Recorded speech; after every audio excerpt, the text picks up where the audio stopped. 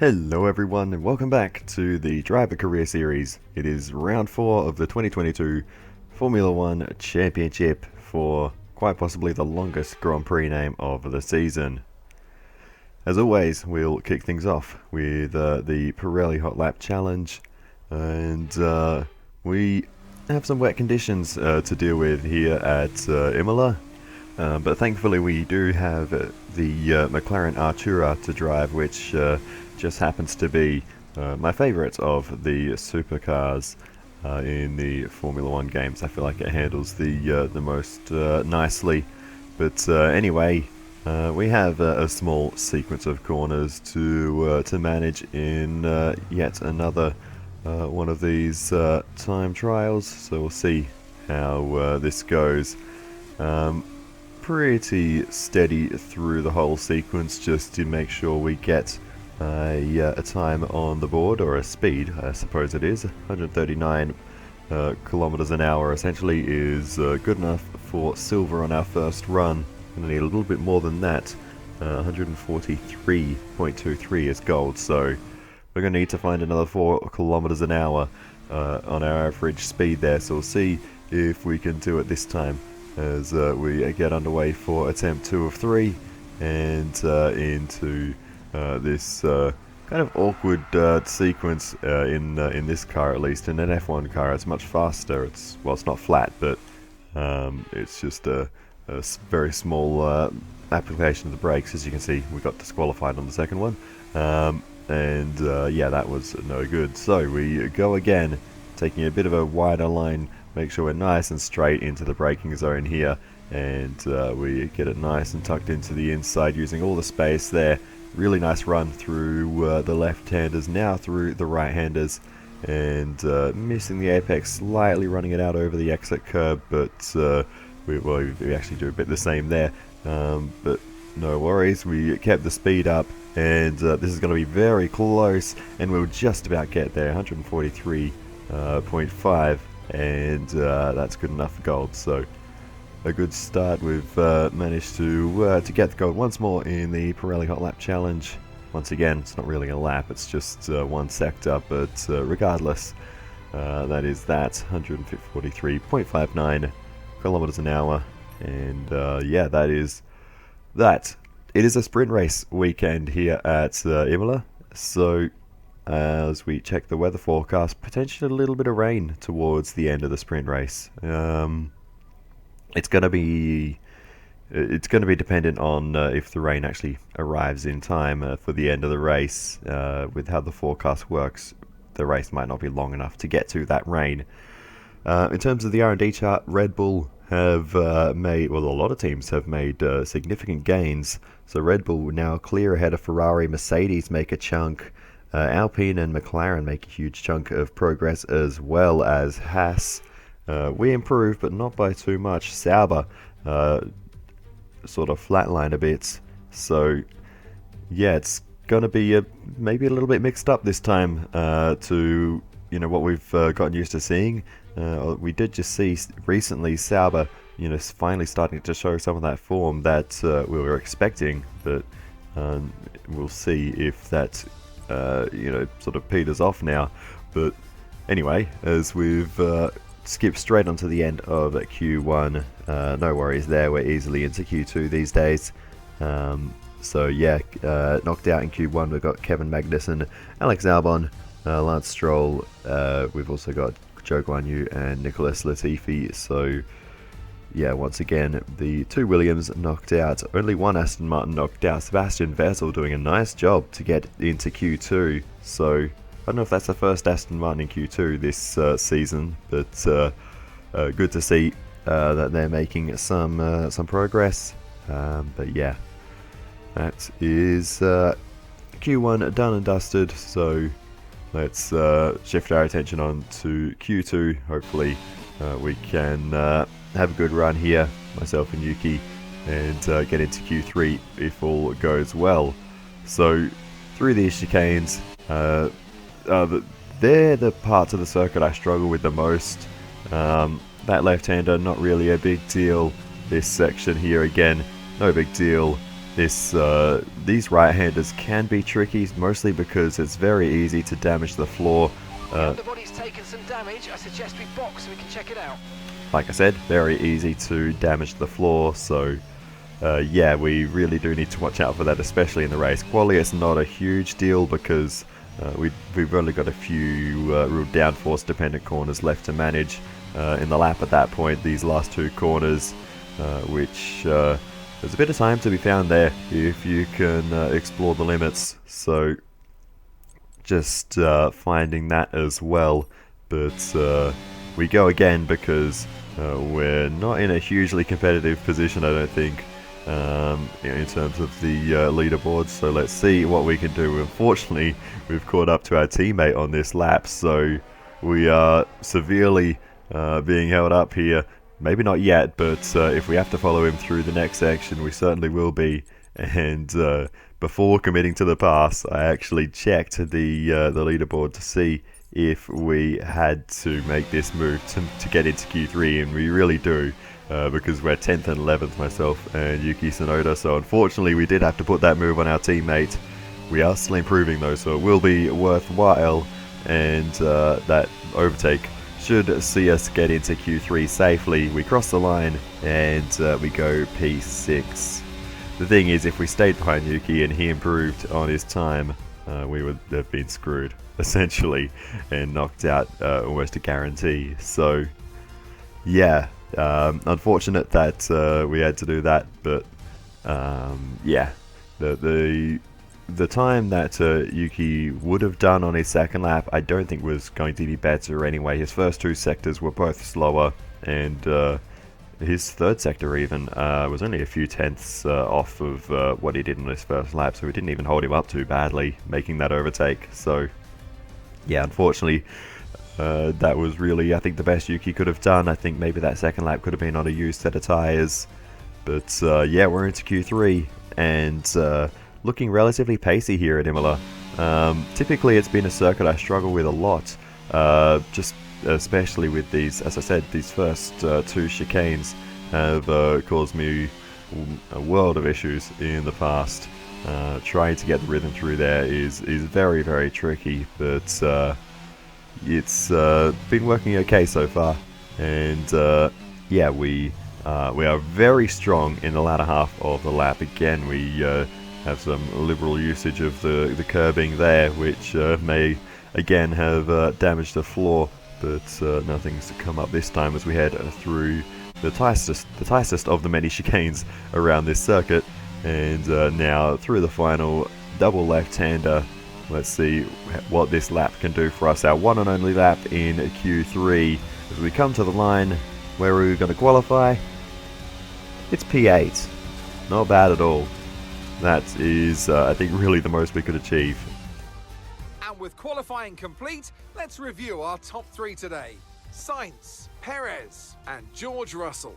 Well, that wraps up qualifying, but don't worry, we'll be back tomorrow as we head into the Grand Prix. Alrighty, so it is the mid-pack front row, essentially. For us, Ocon got the better of us. Weird not to see Fernando Alonso get through with the pace Ocon had there. Alonso was knocked out in Q2. I just realised I didn't even get a chance to run through the drivers knocked out in Q2. I was too worried about what was going on with myself and Yuki, who of course was also knocked out, along with Sebastian Vettel, Mick Schumacher, and someone else, Valtteri Bottas, also not making it into Q3. But yeah, pole for Carlos Sainz, and with Sergio Perez on the front row, could be a very interesting race. And of course the sprint race sets the grid for the main race, so yeah, it's going to be interesting to see how it all plays out over the course of this round. A weird weekend format. I kind of forgot how strange the sprint weekends used to be. Practice 1, then qualifying, then practice 2, which this is the post-practice 2 screen when we get all of our resource points and discounts to the upgrades. I don't even know if I've really spoken about this, but yeah, for all these practice programs we've done, we'll get discounts on upgrades, save a few resource points here and there, and yeah, with those done, we can now purchase our upgrades for the episode, a major rear downforce upgrade, and that'll be on the car in time for the Spanish Grand Prix rear downforce upgrade to the rear wing main plane. So let's get into the sprint race. So it's all about speed in today's sprint. Not very many laps and no chance to get ahead on strategy. Who here today has the raw skill to take them to the top?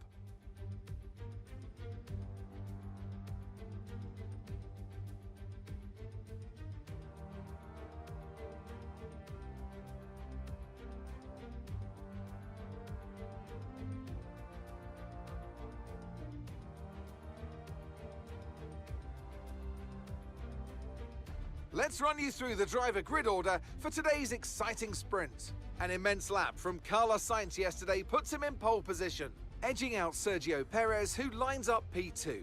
Moving on to the rest of the grid, we have Russell, Verstappen, and Sir Lewis Hamilton, and Leclerc, Ocon, the scientist, Norris, and Daniel Ricciardo, Tsunoda, Fernando Alonso, Mick Schumacher and Bottas, Vettel, Magnussen, Alex Albon and Lance Stroll, Joe and Nicholas Latifi.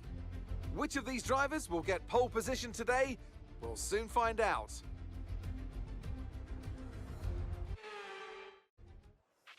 This is the team's home race. We're all relying on you to impress today. Alright, no pressure then, I guess. As we check out the strategy, mediums or hards, mediums are the way to go. Much faster, and they'll easily last the distance. The rain scheduled towards the end, I don't think we're even going to get to that. I mean, sprint race, it's like a half an hour race sort of thing, so yeah, that rain I don't think will be a factor as we get ready to go to the 5 red lights.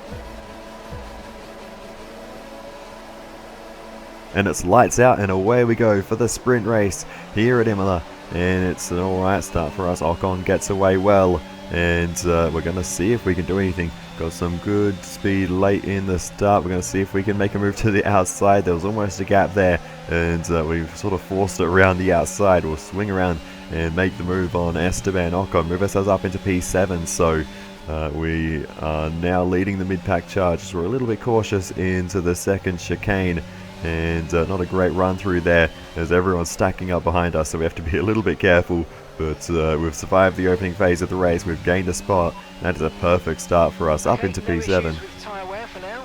Keep taking care of them. And most importantly, no damage to the car. So yeah, we are in a good position here. We've made the start work well for us. So hopefully we can push on and turn this into a solid result. Of course, a top 8 score actually, you know what, I don't even know if that's a thing. How many cars score points. Okay, the start was fine. Let's try and move forward. I believe it's a top 8 points down to 1, but I guess we'll find out at the end of the race. But anyway, we are in P7. That's the main thing. We're in a very good position. Remember, this is really all just to set the grid for the main event. And right now, we are in the best position we could realistically be. There's no way we're going to be chasing down the Red Bulls, Ferraris and Mercedes as we take a look at a replay of the start. Carlos Sainz and Sergio Perez on the front row. And looks like the Spaniard was able to get away pretty well as Max Verstappen might be having a go at Sergio Perez. Verstappen started 4th, so it's been a great start by the Dutchman as the 2 Red Bulls duke it out through turns 1, 2 and 3. And it looks like, I think, Sergio Perez has held on to that position. So good stuff from Sergio Perez, maintaining that second position, but it's Carlos Sainz who leads the way off the start. And we'll take a look further back in the pack. This is on board with Kevin Magnussen, and we'll see what happens here. Very tight. There's almost a pinch point there for some of the cars starting a little bit further back in the field. As Gill into turn 1, bit of contact with the back of the Aston Martin there for Kevin Magnussen. So I think that was that was Sebastian Vettel in front as we go on board with Zhou Guan Yu. Straight into the back of Kevin Magnussen in the braking zone there at, I believe that would be turn 6. But yeah, unfortunate. Little bit of maybe front end damage. Or damage to both ends for Kevin Magnussen. Meanwhile, mistake from Sergio Perez sees Max Verstappen slip through. So yeah, just an unfortunate lock-up. Bit of an unusual spot, but anyway, Verstappen was able to just about sneak through down the inside, turns into the outside, but was able to carry the momentum through and make that move up into second place, and potentially you can now go chasing after Carlos Sainz, who's leading the way at Ferrari's home race, as we're under pressure from Esteban Ocon. Lando Norris getting involved as well, Yuki Tsunoda there. So this whole train is starting to stack up behind us. Norris around the outside of Ocon into the next chicane as they continue to run side by side. Yuki Tsunoda down the inside of Lando Norris, and looks like Yuki might be able to get this done as they run side by side on the exit. Ocon now getting a little bit of a margin to these two as they fight side by side, and looks like Yuki Tsunoda has managed to get that move done on Lando Norris. So good stuff for our teammate, and Yuki gets the job done. We continue to race on though, and Lando Norris isn't quite done yet as the battles continue, but Yuki holds on for now, but Lando is still looking very, very pacey as all this fight just goes on and on. And now, oh my goodness, there's cars going everywhere here on board with Fernando Alonso as Lando Norris and Yuki Tsunoda start fighting away down the inside, and it's a double move from Fernando Alonso. Yuki Tsunoda did a great job to even see Fernando coming there, but oh, check out the straight line speed from the Alpine. That was ridiculous. Yuki got a better exit out of the corner, but Fernando Alonso just powered through. My goodness.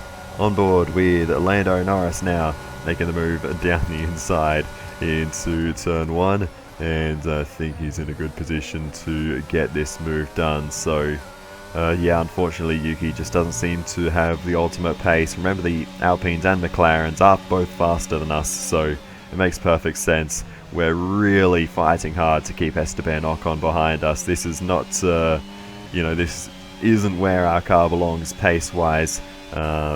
Yeah, we're struggling here. On board with Lando Norris now, making the move around the outside of Fernando Alonso. Alonso down the inside and turning defense into attack, sending it on his teammate and getting the job done. Well done, Fernando Alonso. That was an aggressive move and got it done. Wowee. Fernando Alonso is on it today. Far out.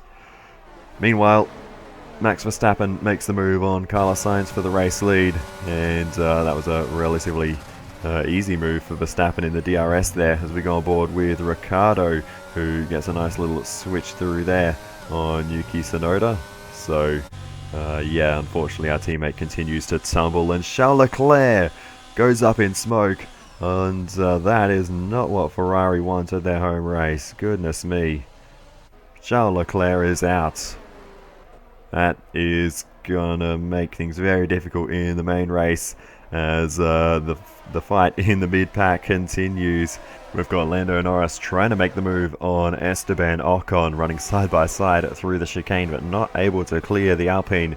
So as they run side by side into the final couple of corners, looks like Ocon's going to be able to hold on, but that's brought Daniel Ricciardo, Yuki Tsunoda, and I think Valtteri Bottas onto the back of this train now. So yeah, the fighting between them not helping at the moment, and as they all run down towards turn 1, and that's Ricciardo getting through on Lando Norris. So Yuki Tsunoda down the inside as well. So is Tsunoda going to be able to get this move done on Lando Norris? Looks like it, and Lando Norris has now got a Sauber in the mirrors, so things have really not gone to plan for Lando Norris there, and goodness me, the offense very quickly turned into defense, and the defense faltered as, oh, Carlos Sainz, mechanical failure for Carlos Sainz, pulls off the road, and it's a double retirement for Ferrari. They're going to lock out the back row in the Grand Prix. What an absolute disaster for the home favourites, the home race for Ferrari. Sergio Perez got a face full of smoke. George Russell did as well, and did a good job to avoid Sainz as he cut through to pull off on the right hand side there. What a disaster for Ferrari. My goodness.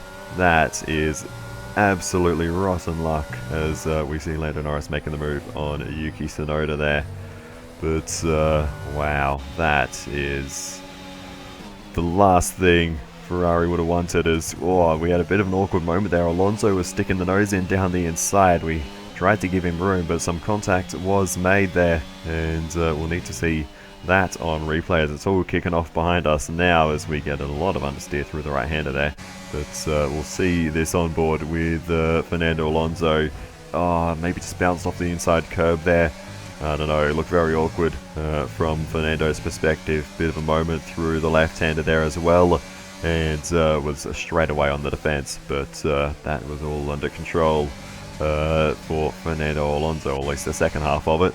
Here's the onboard with Ocon, and Alonso was in very deep there, and made that contact. So Ocon straight away looking for that move down the inside, getting a lot of overlap, and Alonso not giving too much space on the inside for Esteban Ocon there, and the Frenchman backs out. So Fernando Alonso getting very feisty today, and that was Daniel Ricciardo almost looking to the inside as well, but Ocon blocked that path rather efficiently. So it's certainly been an interesting race for Fernando Alonso, but unfortunately that is front wing damage for the Alpine, and with the pit stop, Fernando Alonso's race has run at this point, and it'll just be about maybe salvaging a position or two at the back of the field, but it's going to be a lowly starting position in the main race for Fernando Alonso. Back on board with myself, and we've still got Alpine troubles as stay with them. They might make a mistake and we could still regain the position. We send it on Esteban Ocon to make sure we stay in front there, but we're struggling to hold off this train, and I kind of get that feeling that if one goes by, they'll all go by. The Mercedes drivers have found each other on track. Lewis Hamilton trying to make the move around the outside of George Russell, and they're duking it out for third position now with the Ferraris out of the picture. George Russell holds on as once again Ocon tries to move around the outside. Again, we're lighting up on the brakes down the inside to make sure that Ocon is no threat to position as we go on board with Lando Norris once more, and that's getting very awkward through this sequence as Lando Norris is going to make the move. Ricciardo shutting the door on Lando Norris, and Yuki gets through. Yuki Tsunoda taking advantage there and moving up a spot on Lando Norris. That was a nice sneaky move by our teammate there, and taking advantage of the McLarens fighting away. Ricciardo makes the move on Esteban Ocon soon enough, and or maybe not. Ocon holds on, and Ricciardo slots in, or maybe looking for the move still down the inside. So Ricciardo finding some good speed in the straight line there, and gets through on Esteban Ocon. So almost fooled Ocon into thinking he was giving up on that overtake. But Lance Stroll, a big spin there, and contact into the back of Stroll for Nicholas Latifi. So the two Canadians coming together. Here's the onboard with Stroll, and a bit too much power down on the exit. Sends the Aston Martin into a 360. Stroll keeps going, and that's front wing damage for Nicholas Latifi. Probably could have done a little bit more to avoid that one, to be honest. There's plenty of open space to the left there, but anyway. This is your final lap of the race. That sent Latifi into pits for a new front wing. I didn't grab a replay of that one, unfortunately, as we've moved on to the final lap of the race, and all we really need to do is bring it home at this point. We've done the hard work defending from the Alpines and McLarens all race long, but out in front, it has been a pretty dominant display from Max Verstappen. A few overtakes to get to the front of the field, and the Dutchman has not looked back. Sergio Perez not too far behind though, so it'll be on for the main race later on. But Max Verstappen takes sprint race victory here at Imola, and it's a Red Bull 1-2. An incident on track resulting in loose debris. Fortunately, the marshals have managed to clear it up in time, and there are so far no plans for a safety car. An incident on the last lap here, and that's Sergio Perez with a wheel off the wagon. Lewis Hamilton crashes into Sergio Perez, tears the wheel off his wagon as well, comes to a stop. What is happening here? That's after the finish line down at turn 1. What just happened? We'll bring it round the final corner to bring home an amazing P5 in the sprint race. But what on earth just happened after the finish line? And that's the end of the race. We'll see you in Parc Fermé. Goodness me. Oh, and it's still going on. Smashing into the side of Sergio Perez we go. What is going on here? We're going to need to review that. Goodness me. Max Verstappen should be pleased with his performance, making gains at the top of the table. So then, it's time to see how this result affects the Drivers' Championship. Let's move on to the Constructors. And pulling further ahead in the standings, it's Red Bull. Well, that wraps up the sprint. All that remains is the main event. We'll be live and uninterrupted for the Grand Prix tomorrow, so make sure you join us then. Well, that was quite something. Verstappen, Perez, the two Mercedes of Russell and Hamilton, myself, Ricciardo, Ocon and Yuki Tsunoda, the top 8 and the points scorers in this one. But wow, let's have a review of that. Unfortunately, when the camera cuts to that angle, the moment has already happened and Sergio Perez has already lost a wheel. Hamilton plows through. But yeah, unfortunately we don't see exactly what happens from that angle. Here's the onboard and just runs straight into the back of Max Verstappen. Just misjudges it, I suppose. Obviously probably wasn't expecting Verstappen to be going so slowly, to be backing off so severely after the line, but Lewis Hamilton as well, just straight across the front of Sergio Perez, tears the front left wheel off. Then we come through, smash into the right front, just to make sure that wheel's done and dusted forever. And Daniel Ricciardo, I think Ricciardo, yep, gets the left rear. So Ricciardo, that'll be a bit of damage to the front of the McLaren. Esteban Ocon in as well, hard into the back of us as we made that contact. Goodness me, this is a mess. This is a pile-up as we go on board. Yuki Tsunoda straight into the back as well. Goodness me, this is just chaos. Lando Norris in, whack. There's another one. More front wing damage, more diffuser damage. On board with Valtteri Bottas. Bottas got through. Oh, hits his old teammate Lewis Hamilton. On board with Mick Schumacher. Yep. Oh, that was a pretty heavy impact into the back of the McLaren there for Mick Schumacher. Sebastian Vettel, how's the 4-time champion going to navigate this situation? Very well, actually. And Sebastian Vettel actually manages to keep his car intact. Well done. Alex Albon, not so lucky, straight into the back of, I think it was Mick Schumacher. Kevin Magnussen, he doesn't care, he just flies straight through, he barely backed off. And yeah, that was it. So, what a bizarre incident. After the finish line, the Red Bulls are coming together after taking a 1-2. How would you even phrase that into a headline? That is one of the most bizarre things I've ever seen. I mean, it has no bearing on the result, of course. The race was done. They'd all taken the checkered flag, but wow, that is something very bizarre. Yeah, I honestly don't know what to say. That's just so weird. But anyway, about our race though, it was very good. I'll dive into the Drivers and Teams Championship after the main race, by the way. I'm not going to do that after the sprint race because there's not too many points on offer in this one anyway. But yeah, a very defensive race for us. We fought very, very hard, especially with the Alpines, to try and hold this position. Eventually Alonso lost patience, went for that move, and yeah, just understeered straight into us. So that was a shame for Alonso because he had a really strong race up until that point, making up for you know, not the qualifying that he would have wanted, but it came unstuck to turn 1 for Fernando Alonso.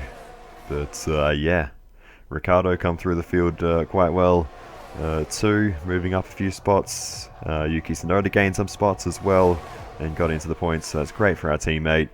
And we're both in very, very good position to start the main race. So that's really, like I said, what this is about, making sure we're in the best possible position to start the main race. What a disaster for Ferrari. Locking out the back row at their home race is certainly not what they would have wanted, especially after taking pole.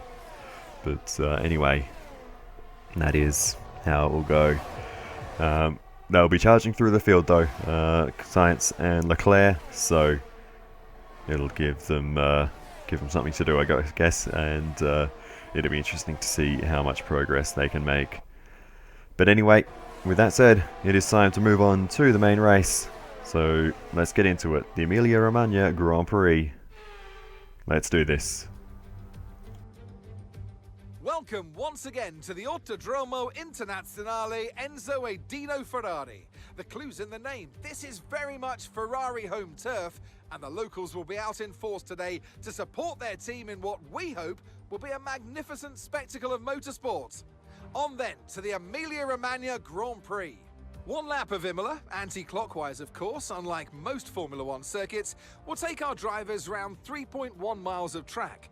19 turns, 9 right-handers and 10 to the left. Drivers will need to be precise at the hairpin at turn 7, given the subsequent uphill section. Without a good exit from that corner, they'll lose a lot of time on that stretch. Off the back of a fantastic qualifying session, it's time to see how our starting grid looks like for today's race. Max Verstappen put in a fantastic lap yesterday, and he'll start from pole position, edging out Sergio Perez, who lines up P2. As we continue through the rest of the grid today, we have Russell, Hamilton, the scientist, and Ricciardo, Ocon, Norris, Bottas, and Mick Schumacher, Vettel, Magnussen, Lance Stroll, and Joe, Fernando Alonso, Latifi, Yuki Tsunoda, and Alex Albon. They've taken a grid penalty. Sainz and Charles Leclerc completes today's grid order. Now it's almost time for lights out, so let's go down to the track. It's race day yet again, and joining me for a chat is Anthony Davidson. And our racers are certainly in for a rough day today. What will you be watching out for as they head into turn 1? Well, the start of the race is always one of the most nerve-wracking parts. You have to hope that everyone is able to get off to a clean start, and this is possibly the trickiest part of the entire race. So many drivers in such a small space, and finding your braking point into turn 1 as well. It's a testament to the driver's skill that there aren't more incidents.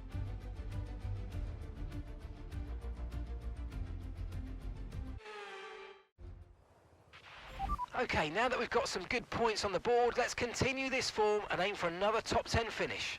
Alrighty, so before we get into this race, I will say I didn't record this race once, but twice, because after finishing recording it the first time, the game crashed while I was recording replays, so I had to do the entire race again. Nothing I can do about it. There's no option to save the game or even save the replay, so you know, if it happens, that's just what happens. So, anyway, that's how it is. I did try to replicate the first lap as closely as possible to what happened the first time.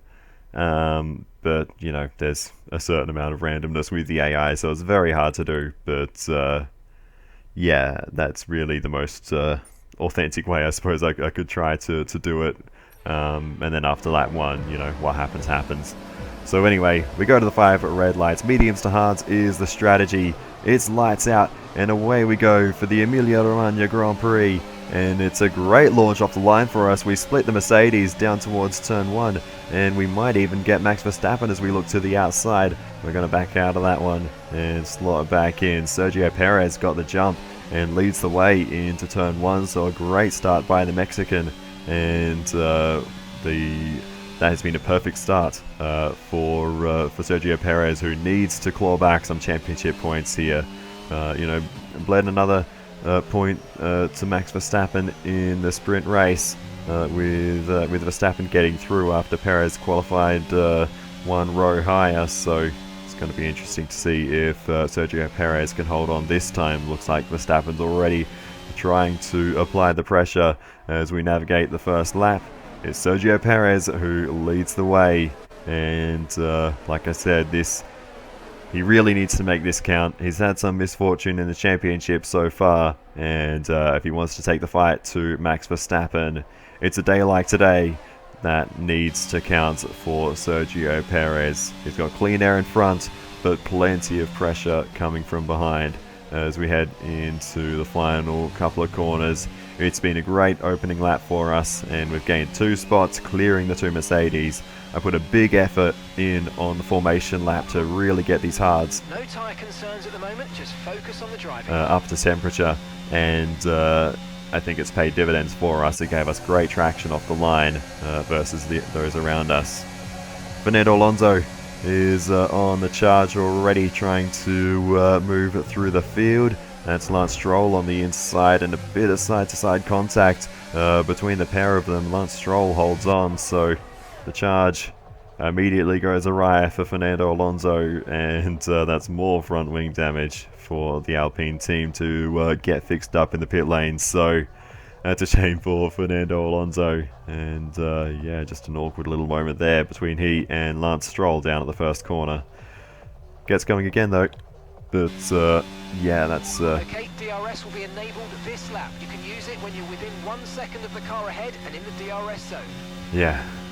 Lap 2 of the race, things went wrong for Fernando Alonso, so it's not been his weekend. Qualifying didn't go to plan, and the sprint race, sprint race didn't go to plan. Now the main race is also not going to plan. Stand by. We see a problem our end and we're looking into it. And now we've got a problem as well. I can confirm it's an issue with our engine, I'm afraid. Once again, this seems to be a race, one issue a race for us. Another engine. Perez has just posted the fastest lap of the race. Another engine issue, The gap to the so car in front is less than 1 second now. Well done. Let's try and get past in the DRS zone. yeah. Here's some information on Russell for you. Okay, they're slowing down. It seems like there's some kind of problem with their car. Goodness me, radio overload. George Russell with an issue as well.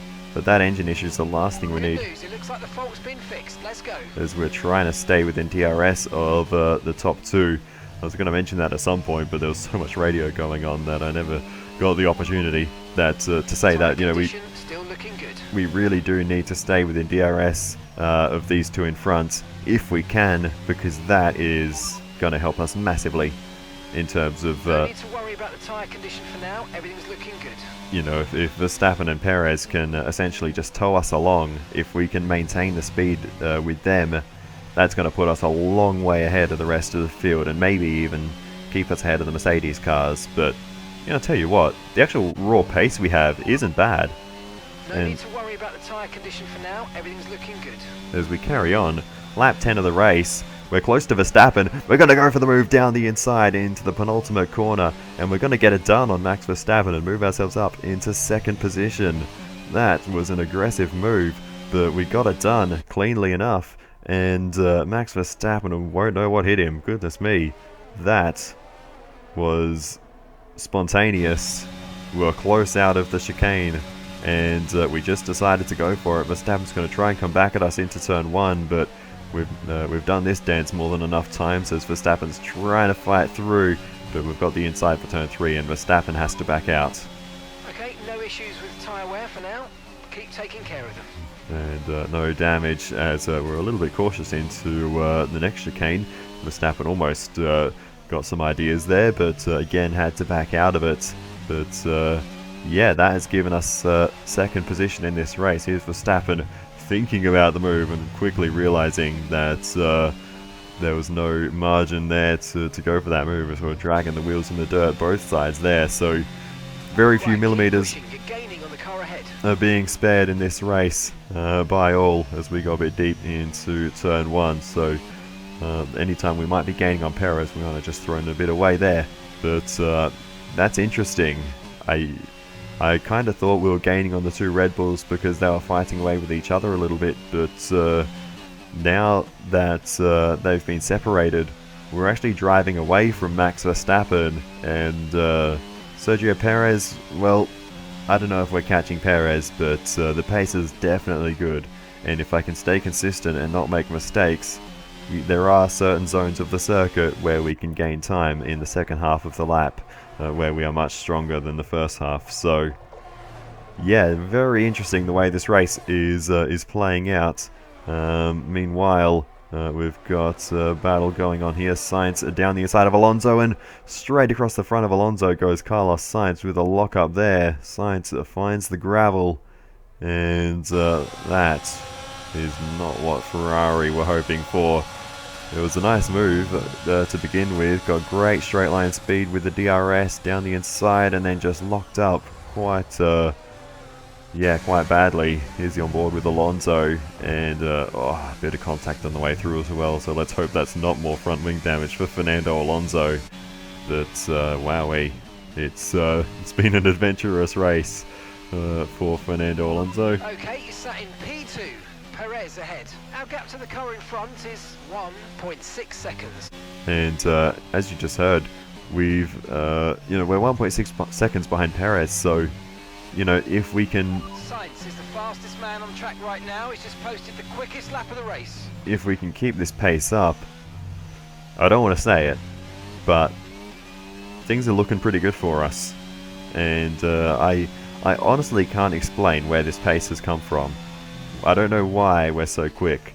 It doesn't make sense. We were struggling in the sprint race, you saw. Nothing's changed. There's no additional upgrades have gone onto the car. The only difference is the tyres. So, maybe our car might be working the tyres a bit harder, keeping the hard tyres a bit warmer. Maybe everyone else is struggling to keeping the tyres warm. That's really the only thing I can think of. But anyway, eventually Sergio Perez comes into the pits. We're actually going to extend this first stint by quite a long way. The recommended strategy was to box on lap 25. We're actually extending that by 10 whole laps. We're going to box on lap 35. It was the optimal time, apparently, in terms of the strategy. So anyway, I'm not sure what that's all about. But meanwhile, Yuki Tsunoda getting involved in the action, and he's off the road. And a bit of contact, I think, with Nicholas Latifi on the way through. And there are a bunch of other cars queuing up behind as well, but that might be a bit of a dodgy re-entry to the circuit too for Yuki Tsunoda. But Yuki on the fight back in this race, and trying to make the move down the inside, in too deep, locking up, and straight off the road, bouncing off the inside curb. It was all going wrong for Yuki. That's... unfortunate for our teammate, and makes the progress much more difficult for Yuki Tsunoda. Meanwhile, we make the move down the inside of Yuki Tsunoda after he cycles through the pit lane. His strategy, by the way, for this race has been terrible. The ideal way to get to the end is a one-stop hards and mediums. That's by a long way the best strategy. Yuki started on softs. I think he went to a second set of softs. Yeah, it's just not a good strategy for our teammate, unfortunately. We let him go because he does have better pace than us, and that's the annoying thing, is that his pace is actually good, but the strategy was just awful, and not to mention he also got a grid penalty. So yeah, it's just not meant to be this weekend for our teammates. But anyway, we come into the pit lane, and it's finally time for us to rid ourselves of the hards. Stop, faster than we were expecting. And we'll see what we can do on the mediums. I did consider coming into the pits and covering off Perez, but the thing is, I was already starting to realize at this point, maybe... Look after these tyres now. We want to finish the race on this compound. Maybe our good pace was coming from the hard tyres. So I stuck with the originally planned strategy, extended the stint by those 10 laps. We come out of the pits in third place anyway, so while we've lost massive time to Perez, we're still well and truly in the fight for the podium places, as we're a little bit wayward, and that's going to give Verstappen a little bit of extra incentive as we're going all over the place. These tyres, I have to say, feel absolutely awful. So still looking good. This is what I was worried about. I struggled on the mediums in the sprint race, and it's already happening. The moment we jump onto these tyres, they feel worse than the old hard tyres. So I don't know what it is, but we just don't click with the mediums. They just don't work as nicely on our car. And a little bit of a weave there, trying to get some temperature in, because I figured maybe they're a little bit cold still, but yeah, they did start to get a little bit better after that initial half a lap. P3, well done. Hamilton's ahead of you. Okay, gap to the car ahead is 3.9 seconds. But yeah, it was difficult times for a while. Hamilton ahead, and gap to the car in front is 3.8 seconds. 4.3 seconds. 2.0 seconds. Okay, gap to leader, 20.9 seconds. Look after these tyres now. You want to finish the race on this compound. 19 laps to go. We still have a long way to go in this race, and as you heard from that little compilation of numbers there, the gap to Hamilton's up and down like a yo-yo. Honestly, it is swinging wildly, so it's very difficult to judge whether or not we've got better pace than Hamilton or not. But I know if we can stay consistent and just keep it together, essentially, we can match Hamilton's lap times, and if he gets held up by any of these various lapped cars we're working our way through, it could be the opportunity for us.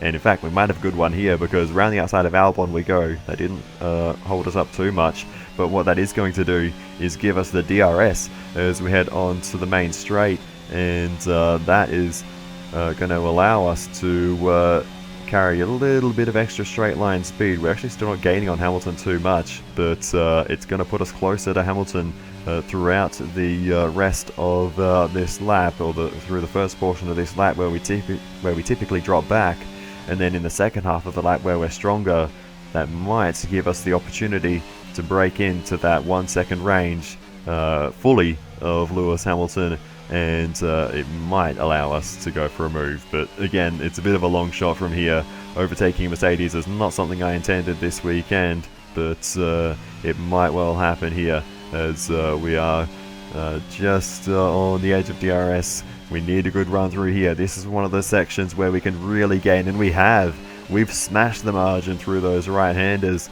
and now as we head into the final few corners, Hamilton might be getting a bit of dirty air from the car in front. We've got great grip and traction, and a decent exit out of the final corner. Good slipstream, DRS as well, as we head towards turn 1, round the outside of Hamilton through the slightest of right-handers there. As we weave our way towards the first corner, we're going to take the position, and as Lance Stroll stays out of the way, that's second place for us as we navigate the first chicane. So that is unbelievable. As the radio's broken. We did take a fair bit of curb there. I was hoping to check on the status of the floor. But anyway, we're up into second position, and this has been an almighty drive so far. You're in second place. It's Perez ahead of you. Our gap to the car in front is 17.1 seconds. Sergio Perez, though, has absolutely dominated this race. I've got some information on Alonso. Right, they've got a serious car issue. It looks like they're retiring. Oh my goodness, Fernando Alonso. Could the luck get worse for the Alpine driver? My goodness. Mechanical failure and out for Fernando Alonso. And not long after that, Zhou Guanyu also retires from the race with a mechanical failure. Pulls off the road, does the Chinese driver. Will take no further part in this race. We put a lap on our teammate. Yuki's just not had a good day. Like I said, strategy was dreadful as we get all sorts of sideways on the exit there. We managed to save it, but we're still pushing on in this one. Sebastian Vettel stays out the way as well, so a lot of lap cars in this race. It is quite a high lap count, 63 laps, so yeah, you know, I guess you would kind of expect that. But we expect you'll be noticing a bit of grip loss in the tyres around now, so just be careful.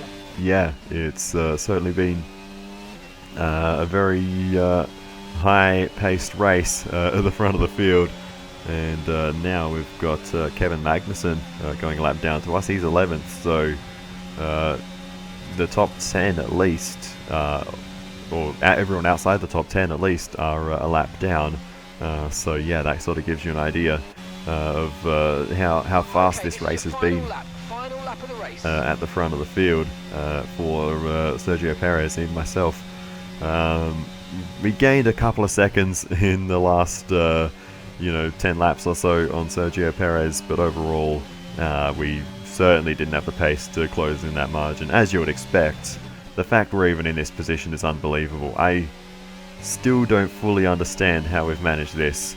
Lewis Hamilton is piling on the pressure though in the closing laps, but he's not really been a huge threat in terms of actually making an overtake. Remember, our tyres are about 10 laps newer, so that is absolutely saving our bacon at the moment. We really used the pace we had on the hard tyres well.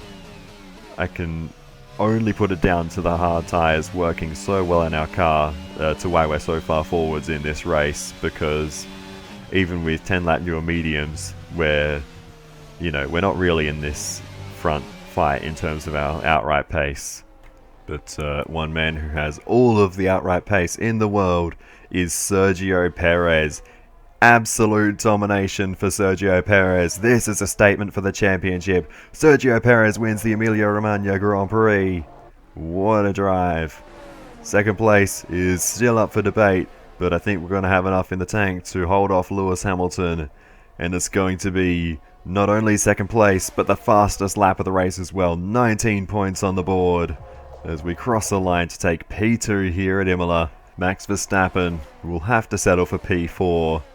It's been a more difficult race for the Dutchman. After we made that move, Verstappen's pace really just dropped off. I don't think there was any contact or damage for Verstappen, so I think he just lost the plot. Well, mate, I can't complain about that one. That was an excellent drive. Lost his rhythm after we made that move and tumbled backwards ever since. But P2, goodness me, I can't believe it. That's huge. It's a performance that our Emilia-Romagna Grand Prix winners can be justifiably proud of. And I'm sure there'll be celebrations tonight. Tell me, Ant, how do they manage to achieve this win?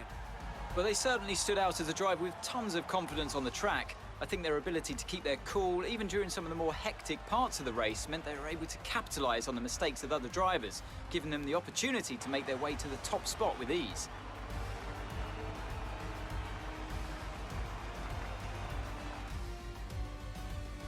Red Bull put up an outstanding fight for the front position today, and it's great to see it paid off for them. They do so much for the sports that you can't help but be delighted by today's race win.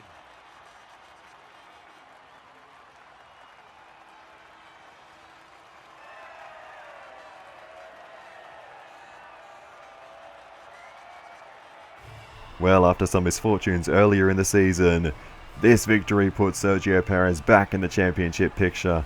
It's second place for us. That's huge for us, for AlphaTauri in the team's championship. Lewis Hamilton will take the final spot on the podium. Let's have a quick look at how the driver's standings have changed. This result then narrows the gap between our championship leader and the rest of the standings. Let's focus on the driver of the day, Anthony Davidson.